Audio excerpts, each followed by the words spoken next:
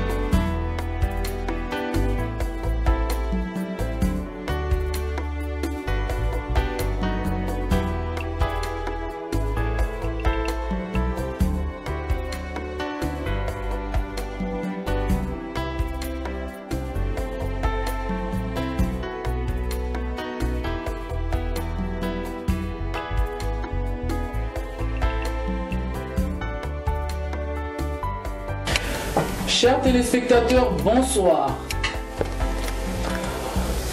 Vous êtes en direct de Royal 7 Télévision, votre chaîne de culture et découverte. Ce soir, nous avons reçu une artiste de taille. Une artiste qui a évolué dans plusieurs groupes et des grands groupes, comme les God's Spirit, dans le cadre du gospel, Africa Brass, aux côtés de Barnabé Machiona et beaucoup d'autres musiciens. Cet artiste a eu pour mentor ou papa, dans le cadre de la musique, Bix Bikuta. Alors, imaginez de qui s'agit-il. J'ai donc ce soir la chance d'être accompagné de l'artiste appelé Foudrine Maoukou, que voici. Bonsoir Foudrine. Bonsoir Clarisse. Alors, vous êtes une icône de la musique congolaise. Votre biographie nous dit que vous avez été dans plusieurs groupes. Que vous avez commencé la musique à 14 ans. Et avant de commencer, avant d'intégrer plusieurs groupes que vous avez accompagnés et des grands artistes que vous avez accompagnés, à 14 ans déjà, vous avez fait votre nom et vous avez fait votre image. C'est donc dans la chorale Tanganitanga que vous avez commencé la musique. Oui, nous savons que la chorale Tanganitanga a connu un grand homme au nom de Christian Maoukou qui est votre grand frère. Exact. Nous voulons savoir, Foudrine,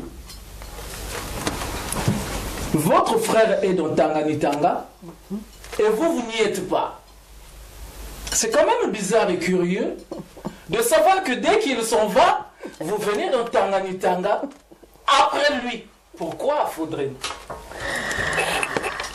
Alors, merci, merci. Je suis très honorée d'être reçue sur votre chaîne.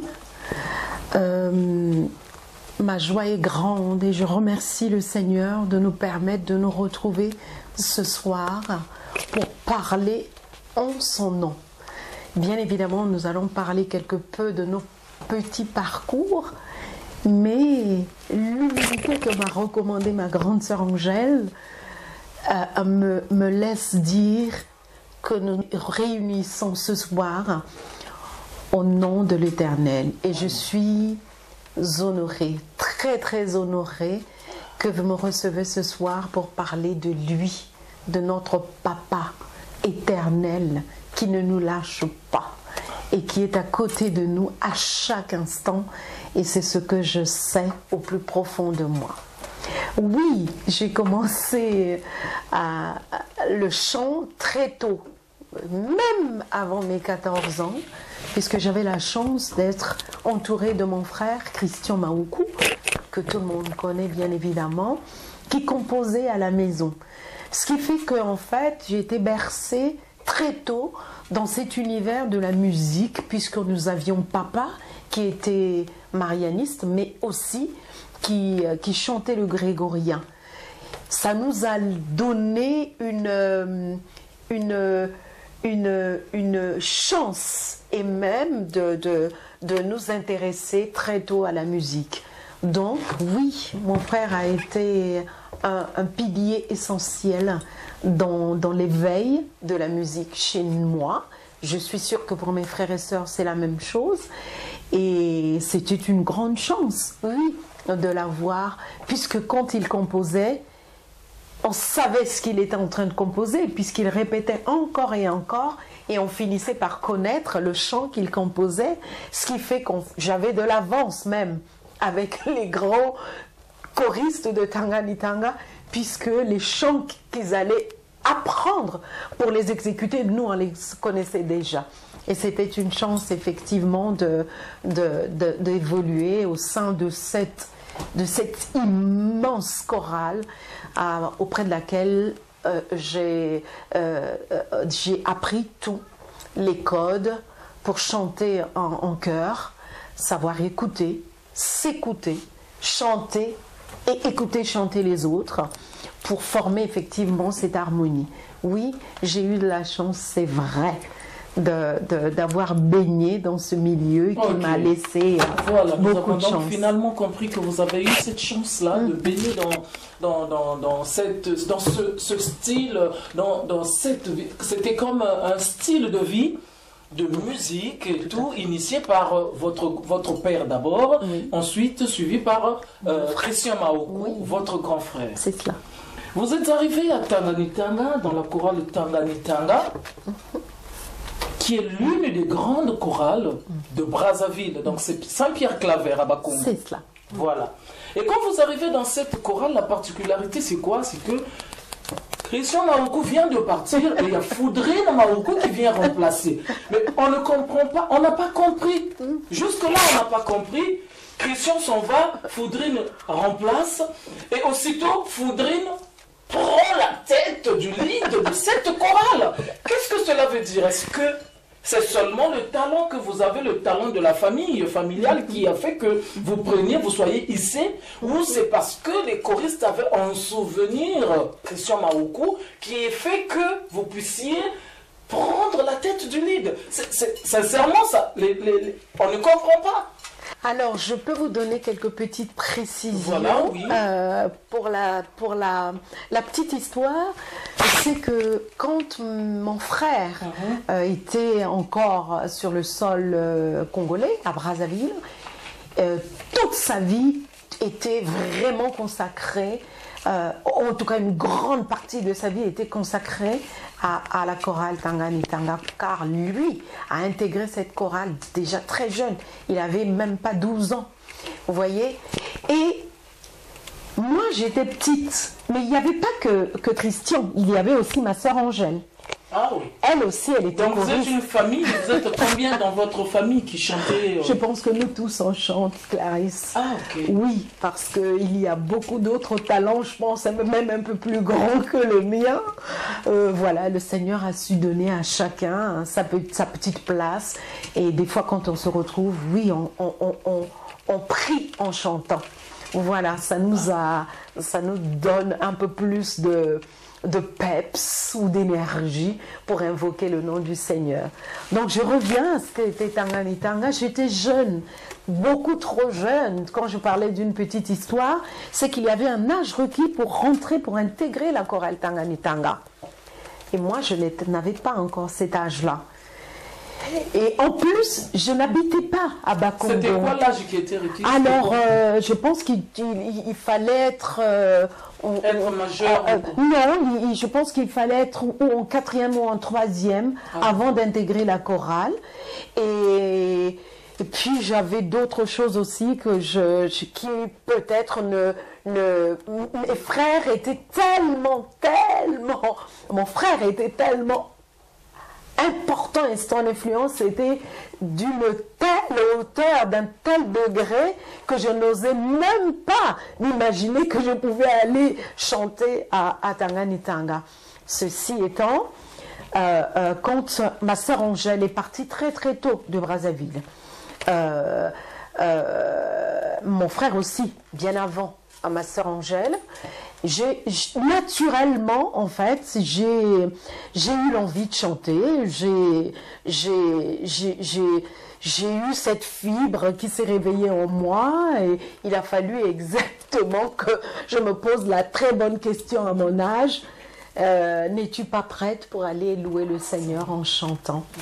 La question ne s'est même finalement pas du tout posée parce que ce sont les dirigeants de la chorale, en l'occurrence Yamaringa, qui est décédé, Feu Yamaringa, je pense à toi, qui est venu à la maison en passant, parce que on habite pas très loin du directeur technique de la chorale Tanganitanga, qui est Didier Bakongo, le fils du fondateur de Tanganitanga. Et donc, puisque moi je chantonnais et Yamaringa a été au courant, Yamaringa me dit: je t'attends à la répétition ce soir. J'ai pris peur, je n'y suis pas allée, mais la semaine d'après, j'ai été me présenter à Tanganitanga. D'habitude, on avait les auditions à passer. Yamaringa m'avait déjà entendu et donc c'est pour cela qu'il m'a accueilli les bras ouverts à Tanganitanga. Et les choses se sont déroulées naturellement.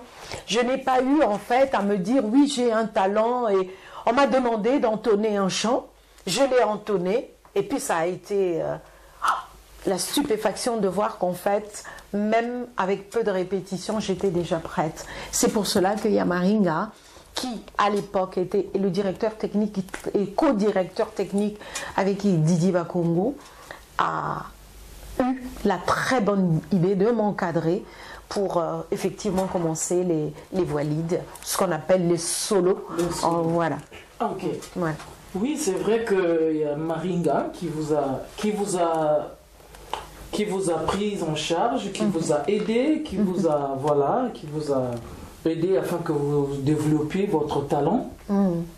Mais à un moment, il est arrivé un moment de votre vie où plusieurs groupes vous ont sollicité pour que vous les accompagniez, des groupes profanes. Oui. Est-ce que vous aviez déjà quel âge? Excusez-moi, peut-être pas, parlons pas de l'âge, mais quand plusieurs années se sont passées, je crois. Non, du tout. En fait, ce qui était décisif, c'est, je pense, 2 ans après, 1 an et demi après environ, j'étais à la chorale et un jeune homme est venu à ma rencontre, venu me chercher pour me dire qu'il y a une artiste qui vous cherche. Mais auparavant, Clarisse, j'ai oublié de mentionner que j'avais déjà fait un disque qui avait eu du succès, qui était bien sorti et qui a émerveillé les quelques personnes qui ont l'oreille musicale. Ce disque, mon premier disque d'ailleurs, j'ai eu la chance de rencontrer Freddy Kebano. À l'époque, il était le directeur de l'IAD, le grand studio d'enregistrement que nous avons, j'espère, encore en bon état à Brazzaville. C'est lui qui m'a accueilli dans son studio, au studio de l'IAD, c'était le studio de tout le monde, mais dans ses séances pour me proposer un chant. Et une chanson, voilà. Et donc cette chanson-là a été enregistrée, distribuée, ça s'est bien passé. Mais j'ai continué effectivement à C'est quoi revenir à cette la chanson? table. Est-ce que vous pouvez faire la cappella de cette chanson juste Oh là quelques là, j'ai fait On ce continue qu'il ça. fallait faire dans l'intimité. Nos vies se sont rencontrées dans la grande fête. Voilà, en gros, Kebano a écrit cette chanson. Il était accompagné de Magloire, des deux frères, Magloire et des deux frères Moulet, Magloire et Francky, qui travaillaient à l'époque avec lui. C'est comme cela que je suis rentrée, j'ai mis pied, le premier pas dans l'industrie de la musique. Et ça, j'ai continué après en fait à aller à Tanganitanga parce que pour moi c'était comme un endroit où je me trouvais, je me sachais en famille. Et donc, étant à Tanganitanga, vous avez été sollicité par d'autres groupes pour les accompagnements. Comment cela se fait-il? Alors, ça s'est fait naturellement parce qu'en fait, auparavant, comme je vous disais tout à l'heure, j'avais fait un premier disque qui avait fonctionné. Et naturellement, j'ai vu arriver en fait un jeune homme, Émile Bienda, le neveu du cardinal, qui est batteur et qui tournait beaucoup à l'époque, notamment avec Mamie Claudia.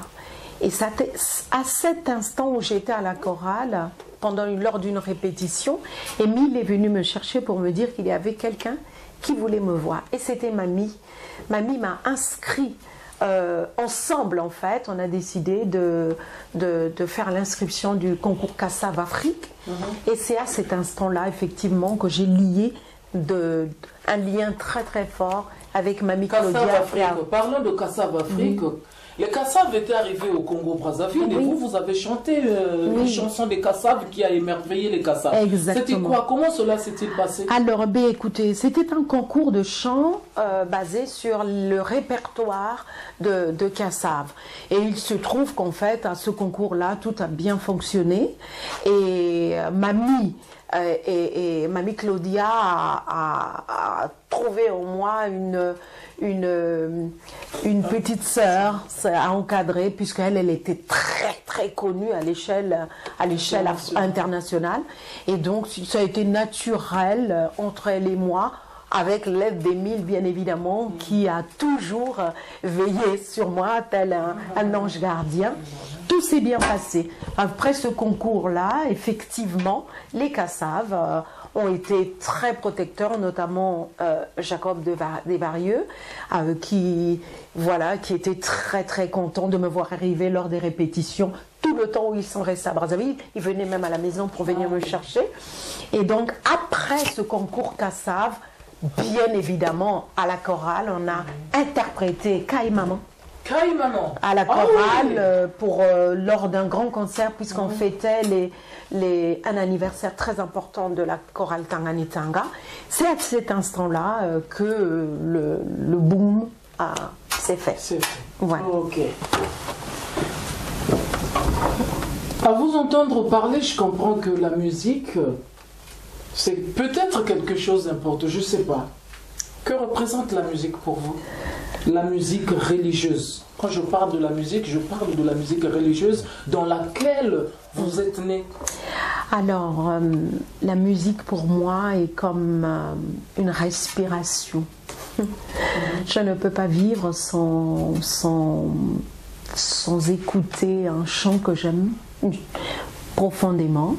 En même temps, je pense que la musique m'aide à me canaliser. Parce que des fois on a des excès d'émotions, des fois on a une fatigue, une tristesse, donc quelque chose qui ne va pas. Et dès l'instant qu'en fait j'écoute une musique qui me touche, qui me va droit au cœur, j'ai comme l'impression que c'est une forme de prière qui m'aide à me relever dans les instants où je ne suis pas bien. Et quand je suis dans la joie, la meilleure des manières que j'ai de l'exprimer, c'est aussi par la musique. Donc vous voyez, en fait, la musique fait partie de moi, tout simplement, comme ce serait naturel de respirer. Voilà. Ok, ben merci. Vous avez quitté le Congo-Brazzaville en 1991, n'est-ce pas? Oui, c'est cela. Vous avez quitté le Congo-Brazzaville et vous êtes arrivé en France. Oui. Arrivé en France, vous avez intégré la chorale congolaise. Alors, Comment cela s'est-il fait et qu'est-ce qui s'est passé? Alors, eh ben, comme en fait à Brazzaville, je faisais partie du noyau soliste, des solistes, et puis il m'a été vraiment naturel d'arriver en France. Voilà, il existait déjà la chorale Tanganitanga de Paris. Voilà, et donc la continuité de la grande chorale de Brazzaville se faisait aussi ici. Mon frère y était, ma sœur Angèle y était. Il a été naturel pour moi en fait que j'aille les dimanches pour aller animer c'est les là où messes. se trouvait il y a Moïse Banyakina ou non? Effectivement, à l'époque, moi, à la toute première chorale de la chorale congolaise de Paris, pas Tanganitanga, la chorale congolaise de Paris, puisque dans cette chorale, il n'y avait pas que les choristes de Tanganitanga, il y avait aussi les choristes des autres chorales qui se retrouvaient effectivement pour louer le Seigneur par le chant. Et j'ai fait partie à la fin de cette chorale congolaise de Paris, je suis arrivée. Puis après, on a continué avec la chorale Partage, mis en place effectivement par mon frère et quelques collaborateurs pour louer le Seigneur de plus belle. Nous avons fait des tournées, nous avons été chantés partout en France. On a voyagé pour aller louer le Seigneur à notre façon et d'une manière joyeuse. On a été faire prier les âmes endormies au travers de ces chants-là, les chants de mon frère, le répertoire de mon frère, et aussi les chants de Yamoïse. Quand vous parlez beaucoup plus de mon frère, mon frère, mon frère. Dites-nous un peu, vous avez comme une relation fusionnelle avec mon frère, votre frère Christian Maoukou. Expliquez-nous un peu, parlez-nous un petit peu. De cette relation qui est, je constate, fusionnelle. Voilà. Alors, je ne sais pas si elle est fusionnelle, en tout cas pour moi elle est naturelle. Non, mais parce que Christian Maoukou compose beaucoup. Oui. Mais le constat que je fais, vous allez parler, mais le constat que je fais moi, c'est qu'il ne compose pas sans pourtant qu'il y ait l'empreinte de Foudrine, l'empreinte vocale de Foudrine. Donc, est-ce que vous pouvez expliquer aux téléspectateurs pourquoi cela et d'où est né cela? Je pense qu'il serait à même qu'il réponde lui-même, mais je crois à mon niveau que quand il y a Christian compose, moi je suis très réceptive. C'est aussi une occasion de communiquer et de parler du Seigneur d'une autre manière. Et de cette manière-là surtout, qui est le chant, et ça nous unit, ça nous réunit. Et puis moi je suis très sensible à ce qu'il fait, à son talent, parce qu'il a un énorme talent. Il a un énorme talent et je sais ce qu'il fait, ce qu'il vit pour pouvoir arriver à concocter, à regrouper ses inspirations pour pouvoir les présenter à d'autres pour s'identifier. Et voilà, moi je pense que c'est tout naturel que je suis réceptive à ce qu'il compose parce que ça me parle. Christian Maoukou habite loin, vous êtes dans l'île de France, mais pendant ce temps Christian Maoukou habite loin. Oui. Comment cela se fait, ce rapprochement, si loin qu'il soit, et ce rapprochement, il est fait comment?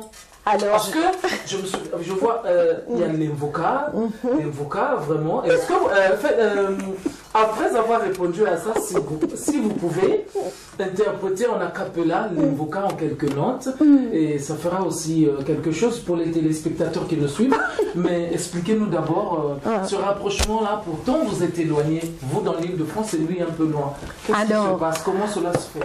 Alors, il est loin, mais en fait, il est en même temps très proche, mon frère. Omniprésent. Très, parce que je vous avoue qu'on se téléphone des fois 3-4 fois dans la journée, quand il a une inspiration, quand il a mis un texte en place, il me demande, quelquefois il me dit, écoute ça, est-ce que les équilibres se font bien, est-ce que la musique correspondrait? Des fois, avec toute mon humilité, je peux lui dire, là, ce serait bien de rehausser un peu ta guitare ou ton piano. Ça m'arrive. Et ceci dit, il est loin, mais on est proche. Parce qu'on partage la même passion. Voilà, vous partagez la même passion. Il y a une question qui me vient. Est-ce que par rapport les compositions qu'il fait, ne les fait-il pas parfois en fonction de ton tempérament, ta douceur, pour essayer de te mettre à l'aise afin que tu chantes mieux, que tu t'adaptes mieux dans la sauce musicale qu'il te présente? Alors, je ne sais pas. Ce que je constate, en tout cas, c'est que quand il compose, c'est tout de suite à ma tonalité. C'est tout de suite à ma tessiture. Et je vous avouerai que quand il me propose une écoute d'une composition, je me projette et j'ai comme l'impression, c'est une impression peut-être, parce que je sais qu'il compose d'abord pour ce qu'il ressent, mais c'est comme s'il lisait à l'intérieur de moi pour mettre à l'extérieur, en lumière, ce que je pense moi. Et je le comprends. C'est ça toute la différence. C'est là où je pense se situe la différence, pas une différence, le lien. Parce qu'en fait, moi je le comprends. Quand il me présente quelque chose, je sais pertinemment ce qu'il attend. Et quand je lui fais des propositions, il me dit ben oui, c'est exactement ça. Est-ce qu'on peut aller dans la Cappella L'Invoca? Alors, L'Invoca est un des titres qui fait partie de mon dernier album, Résurrection. Dans cet album, il y a une vraie chance, c'est une vraie résurrection, parce que ça faisait un moment que je n'avais pas du tout été en studio pour enregistrer quelques chants. Et mon frère Christian m'a laissé beaucoup de chants. On a fini par faire une première sélection de 40 morceaux. Ah oui. Et puis finalement on a réduit parce que vous savez très bien qu'en fait sur un CD on ne peut en mettre tant de morceaux, dont L'Invoca, qui pour moi est un chef-d'œuvre, puisque pour traduire L'Invoca, c'est une demande. C'est comme si on demandait au Seigneur Seigneur, calmez-vous, vous êtes si grand,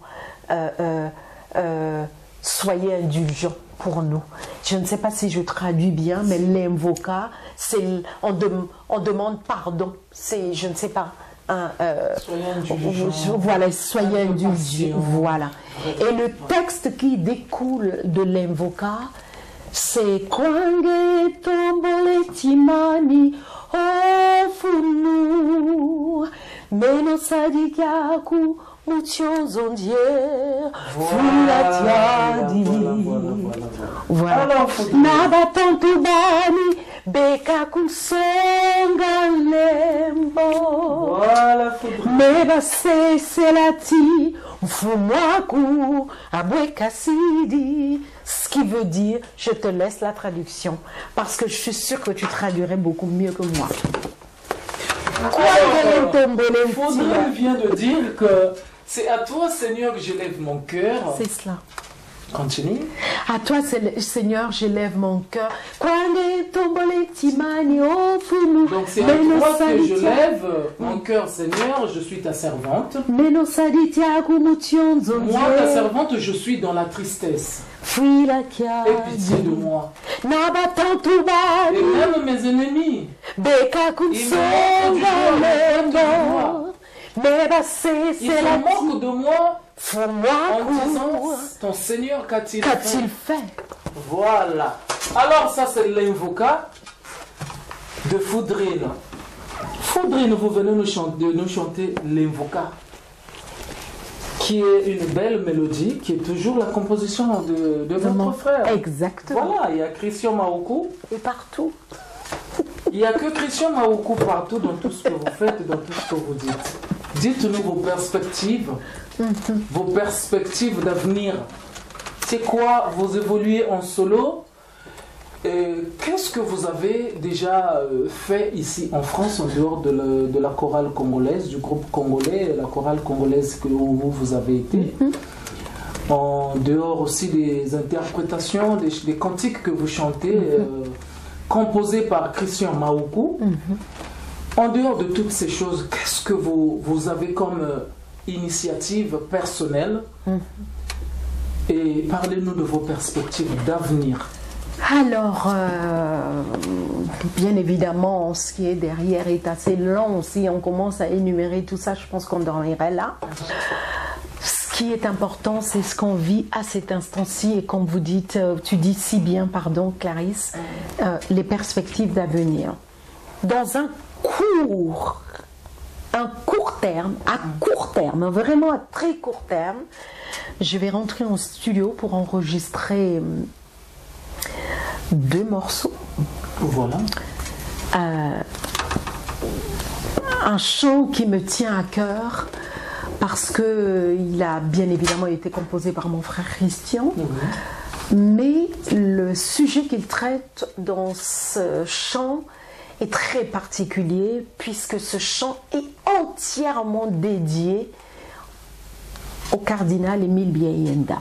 Et comme vous savez que le cardinal a une place toute particulière en chacun de nous, je pense que tout le peuple congolais est sensible à ce qui lui est arrivé au nom de Dieu.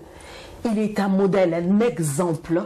Et dans ce chant, mon frère Christian a décrit sa passion. Je parle de la passion comme la passion du Christ, de son vécu et aussi de l'espoir qu'il y a pour la canonisation effectivement de ce grand homme et aussi l'espoir que nous avons au Congo, à Brazzaville, pour que son nom ne soit jamais oublié. Et donc je vais rentrer en studio pour l'enregistrement de ce chant et un autre qui est aussi magnifique mais qui garde la même thématique. C'est pour cela que je vais enregistrer les deux. Sûrement dans peut-être une dizaine de jours, j'attends juste mon rendez-vous pour pouvoir commencer mes enregistrements. Avant de passer à quelques dernières questions, vous êtes une grande famille, les Maoukou. Je dis bien les Maoukou chantres. Oui. Est-il arrivé une idée, vous est-il arrivé l'idée de faire des concerts spéciaux Maoukou? Oui. Justement, j'allais vous en parler. Là, vous faites écho à ce qu'on a fait quand je vous dis que, quand je te dis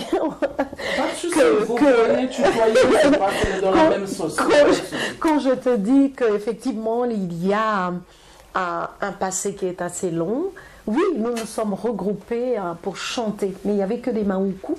Bien évidemment, ce groupe s'appelait Sanissina et il s'appellera toujours Sanissina, où il y avait donc mon frère Christian au piano, ma soeur, ma grande soeur Christine Angèle, moi, Foudrine, et puis Betty, parce que il ne faut pas oublier que nous avons une artiste pointue dans la famille qui est Betty, qui a fait des disques, qui a signé avec des grandes maisons aussi.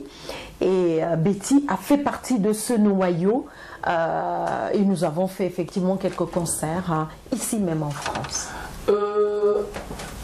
Les artistes, vous êtes si nombreux et nombreuses ici en Europe. Vous est-il arrivé l'idée de faire de composer ou de faire des clips, des chansons, d'entrer en studio pour faire des chants comme le font les collectifs musiciens de Kinshasa? Vous savez, à Kinshasa, ils ont souvent, comme ce que faisait Mombaya, les habitudes de faire des chants en groupe. Des groupes de beaucoup de grands chantres pour faire des clips au nom de la nation? Alors, pour l'instant, non, j'en ai pas encore fait, mais ce sont des idées qui sont très bonnes et ce sont des exemples qu'il faudrait, je pense, initier aussi à notre niveau à Brazzaville. Ça s'est sûrement fait puisque j'ai vu qu'il y a beaucoup d'artistes qui se sont regroupés dans le cadre d'un collectif aussi. Hein, il y a beaucoup d'artistes féminines qui se sont regroupées pour chanter. Mais non, moi je n'ai pas encore intégré un collectif de ce genre pour chanter. Est-ce que cela serait possible si vous êtes sollicité? Bien sûr que j'irai, et j'irai parce que Jackson l'a fait. Jackson Babingi, que tu connais.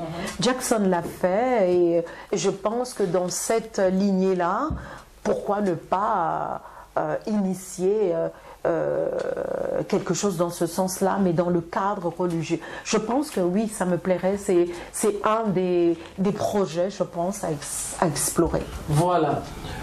Parlons maintenant revenons sur Tanganitanga. Quelle est votre relation actuellement avec la chorale Tanganitanga? Alors, ma relation avec Tanganitanga, elle est moins soutenue qu'elle ne l'a été à Brazzaville. Quand je vais à Brazzaville, effectivement, je vis pour Tanganitanga à 90%. D'ailleurs, à la grande tristesse de maman qui me voit très peu, parce que dès que je peux, je vais à la chorale. Ici, en France, j'y vais rarement, mais mon cœur y est. Tous les choristes savent que je fais partie de Tanganitanga Paris, mais j'y vais rarement pour des raisons professionnelles, pour des raisons... d'éloignement. Oui, mais dès que je peux, vraiment, dès que j'ai une occasion d'aller les retrouver chez nous. Aujourd'hui, le marché du disque tend à disparaître. Le marché du disque. Comment faites-vous pour vendre votre musique à vous? Alors, le marché est difficile et il y a aussi beaucoup de nos frères et sœurs qui n'ont pas intégré la valeur des œuvres que composent les artistes, notamment pour mon frère. Parlons de mon frère et moi-même. Le dernier disque a été, la distribution de mon dernier disque a été rattrapée illico presto, rapatrié même, stoppé, je dirais, ça serait même le mot, pour la simple raison qu'en fait, il a été piraté massivement et que ça c'est venu contrarier en fait le projet qui était d'aller le distribuer, de faire des concerts et pour que beaucoup de personnes en bénéficient. Voyez, donc ce que je fais, c'est que dès que j'ai un concert, il y a toujours des disques qui sont à disposition pour que ceux qui veulent venir s'en procurer le fassent. Et pour moi, je pense que c'est la meilleure des distributions. Nous allons changer un petit peu. Nous allons parler de langue maternelle. Nous avons une petite question, nous voulons savoir, Faudrine. Quelle est la place que vous accordez aux langues maternelles? Vivant en France et étant en France, quelle est la place de la langue maternelle pour vous, pour votre famille et pour... voilà. Que pensez-vous des langues maternelles?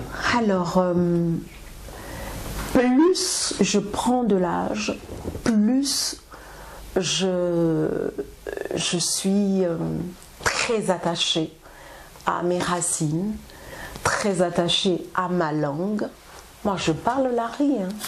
Je parle lari. Est-ce que vos enfants, vous leur apprenez le lari? Malheureusement, non. Et je vais vous expliquer pourquoi. Parce que, comme vous le savez, je suis mariée à Monsieur Laurency, qui parle français. Que le français. C'était très difficile à la maison de parler notamment à ma grande fille et de traduire derrière, ou pour ne pas du tout faire de différence. En fait, on avait l'habitude, on avait pris la mauvaise habitude de ne communiquer qu'en français. Est-ce que vous pouvez rattraper Je pense que oui, rattraper c'est sûr, rien n'est perdu, mais je constate très sincèrement que c'est dommage pour nos langues de les laisser de côté et de privilégier uniquement le français comme si c'était une mode de dire « Oh, mes enfants parlent français, c'est bien puisque nous sommes francophones », mais on néglige un peu beaucoup ce que nous sommes d'abord. Voilà. Nous allons maintenant passer à la connaissance de Foudrine. Socrate disait « Connais-toi toi-même ». Socrate a dit « Connais-toi toi-même ». Aujourd'hui, s'il vous est donné, vous Foudrine, de parler de vous, quel est le mot qui vous caractérise? Le mot M-O-T, le mot qui caractérise la personne de Foudrine, c'est lequel? En un seul mot? Un seul mot qui vous caractérise. Dès qu'on voit ce mot, c'est Foudrine. Sourire. Sourire. Ok. Dans la vie de tous les jours, quand on parle de l'amitié, c'est quoi l'amitié pour vous? Mais l'amitié, c'est un lien qui est très très fort. Et d'ailleurs, ce qui m'intéresse dans l'amitié, c'est qu'on choisit ses amis. Ou alors, le Seigneur nous fait grâce de rencontrer ceux qui peuvent ou qui doivent être vos amis. Et donc, c'est avec joie que j'ai accueilli des amis. J'en ai pas beaucoup, mais j'ai une meilleure amie. Vraiment, c'est même ma sœur. Je peux dire que c'est ma sœur parce qu'elle prend soin de moi. Elle s'intéresse si je vais bien. Elle décroche son téléphone sans arrêt, des fois 3-4 fois dans la journée pour savoir si j'ai un souci. Et quand il le faut, elle prend sa voiture, elle vient parce qu'elle habite très loin, mais elle vient à moi dès que j'ai besoin. Donc quelque part, je pense que le Seigneur sait faire que les gens se retrouvent pour œuvrer, pour faire chemin commun dans l'amitié, mais qui devient finalement une famille. On devient une famille aussi d'une certaine manière. S'il était demandé qu'on rétablisse le monde, comment souhaiteriez-vous que le monde soit? Alors là, je pense que le mot, je vais le trouver tout de suite, ma chère Clarisse. Oui. Ce serait égalité. Égalité, ok. Égalité et amour sincère. Je rajouterais paix. Ce sont ces trois mots, je pense, qui pourraient faire que je veuille refaire le monde. Le monde soit idéal. Voilà. C'est-à-dire que il y a trop de différences entre les peuples, il y a trop de différences entre ce mot que je n'aime pas, entre les races. Et d'ailleurs, on devrait rayer ce mot du dictionnaire, les races. Rien que ce mot, vous voyez, ça, c'est comme si c'était un rat qui arrivait là-dedans et qu'on distingue les peuples ou les gens. On dit, ah non, non, non, vous êtes de tel coin, non. Pour moi, nous sommes des terriens. Pour reprendre le terme préféré de Laurent, nous sommes terriens. Et je le comprends. Au début, j'avais du mal quand il disait « je suis terrien » parce que partout, effectivement, Laurent se sent très bien. Je ne comprenais pas, mais j'ai compris. Laurent, c'est votre mari, c'est ça? Monsieur Laurent Sink, oui. Wow. Et il emploie ce mot et j'ai compris que c'était une manière de ne pas y mettre la différence. Se distinguer, voilà. De ne pas privilégier telle ou telle couleur ou tel peuple ou telle personne. Voilà. Aujourd'hui, s'il vous était demandé d'envoyer un message à la chorale Tanganitanga, que pourras-tu leur dire? Mes chers choristes, Tanga ni Tanga, Mbote, Benon Zololo, et Tanga ni Tanga forever, Tanga ni Tanga pour toujours, parce que je pense que Tanga ni Tanga m'a tellement apporté que je ne peux pas m'éloigner de Tanga ni Tanga. C'est pas possible. C'est pas possible. Je revois encore mon père dans l'assemblée, me voyant pour aller faire un solo, et que là où il était, je sentais qu'il avait les yeux qui brillaient. J'avais compris à cet instant-là que je me trouvais au bon endroit. Donc oui, les choristes de Tanga ni Tanga, je vous aime, et vous savez que nous avons la même chose en commun, c'est chanter, prier 2 fois. Pour terminer, nous avons, vous savez qu'il y a Monseigneur Manamika qui a été nommé à la tête de l'église catholique. Monseigneur Bienvenu Manamika. Il a été nommé à la tête de l'église catholique. Et s'il vous a été demandé de lui envoyer un message, que lui direz-vous? C'est la dernière question.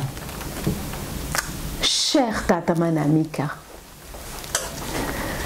la tâche qui vous a été donnée est une tâche remplie de sens. Votre mission n'est pas facile. Je veux vous dire quelque chose de très important. Sachez que vous n'êtes pas seul. S'il faut que je quitte Paris pour venir chanter à Brazzaville et faire connaître les œuvres de notre Seigneur, je viendrai sans rechigner. Nous avons plein d'espoir en vous, en votre mission. Et nous savons que si le Seigneur a permis que vous soyez choisis, c'est que lui sait dorénavant que vous êtes notre papa de toute la nation. C'est vrai que vous êtes l'évêque catholique, en parlant des catholiques, mais je pense que vous êtes notre papa à nous tous, toutes confessions confondues, pour mener à bien l'œuvre de l'Éternel. Et vous l'incarnez très bien. Merci pour ce que vous faites. Merci pour le travail que vous êtes en train de dégrossir et des décisions que vous prenez. Sachez une chose, vous n'êtes pas seul, et je le redis. Nous vous accompagnons dans nos prières.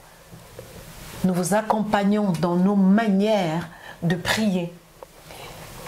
Et nous savons que l'espérance que nous avons, chacun au fond de nous, sera accomplie par les actions que le Seigneur mettra au-devant de vous. J'implore l'Esprit Saint, je demande au Saint-Esprit de vous habiter. Que le sang précieux de Jésus qui s'est donné sur la croix pour notre salut s'active et s'accomplisse sur notre terre qui est Congo, Brazzaville, en ne parlant que du Congo. Merci, infiniment merci pour la direction que vous donnez à nos peuples, à notre peuple qui est en perte d'espoir, notre peuple qui est en souffrance. Notre peuple a besoin de spiritualité vraie. Et nous savons que vous êtes notre berger. Et nous savons que vous allez nous conduire sur le droit chemin. Et s'il vous plaît, restez dans cette rigueur parce que le peuple, chaque chrétien en a besoin. Et sachez que s'il faut venir à Brazzaville pour venir chanter la gloire de Dieu, rassembler les âmes perdues, évangéliser, donner de l'espoir, aller reprendre toute ces personnes en perte de foi, nous serons à vos côtés pour œuvrer dans ce sens-là, avec l'esprit de discernement et la grâce et les bénédictions que le Seigneur mettra sur nous tous. Je pense que cette mission, nous la relèverons haut la main et je suis certaine que le Seigneur sera fier de vous et aussi de nous. Merci d'avoir suivi cette émission et nous vous disons au revoir à la prochaine émission. Merci.